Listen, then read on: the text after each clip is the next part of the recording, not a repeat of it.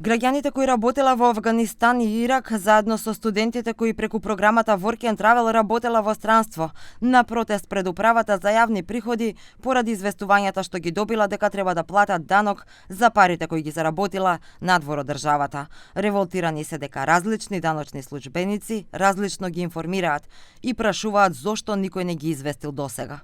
Германија ни го враќа за да не поддржи нас како млади луѓе, за да не мотивира да бидеме некој добар фактор во општеството и да направиме нешто позитивно со нашето образование, со нашата младост, и овде за тоа не казнуваат за таа работа во странство, а тие 3 месеци ние од тука не добиваме никакво социјално осигурување, никаква заштита, никаква здравствена заштита, никакво пензиско осигурување.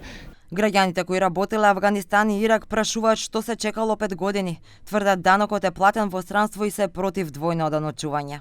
Не може институција да хибернира 5 години и после 5 години таа институција да се разбуди и да каже вие имате данок во 2020 година. За мене има платено таа фирма 12.800 евра за 3 години данок. Значи 4.000 евра годишно. Тие не го признаваат. Знаеш што ни рече директорката? Ова е фалсификат. Ова јас може да ми го направам. Директорката на УЈП Елена Петрова вели данокот за заработките од странство не е нов и дека мора да го наплатат. Кажа дека за 2025 година идентификувале 134 студенти кои работеле во Германија, 19 поднеле пријава, 10 платиле данок. За лицата кои биле на мисии во Авганистан и Ирак се бара доказ дека данокот е платен во друга држава.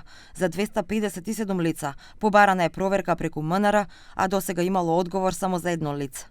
Свесни сме дека дел од граѓаните се соочуваат со овие вакви административни и финансиски обврски за кои во минатото не биле информирани и не им биле планирани. Но тоа не ја менува законската обврска. Затоа пристапуваме со разбирање и со јасна одговорност да го примениме законот. Според податоците на УЈП, пресвртот доаѓа од 2024 година кога започнала системска обработка на податоците од банките.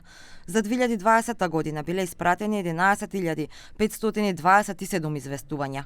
Вкупно утврдениот данок е околу 2,8 милиони евра, од кои досега се наплатени околу 494.000 евра. Податоците за 2025 година пак покажуваат дека 70.869 граѓани имале приливи од странство во купен износ од 577 милиони евра.